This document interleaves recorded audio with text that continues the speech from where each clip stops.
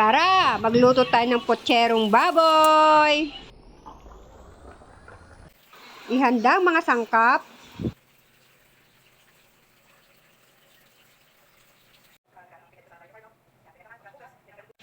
Una, prituhin natin ang saging.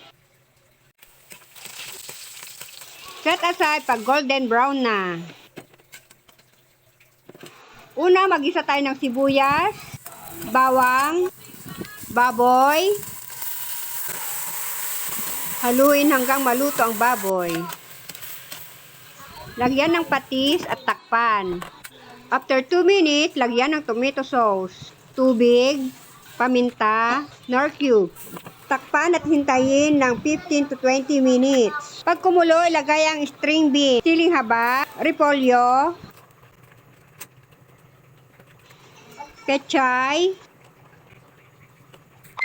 at ang prinito nating saging. Tara, kumain na tayo ng potserong baboy.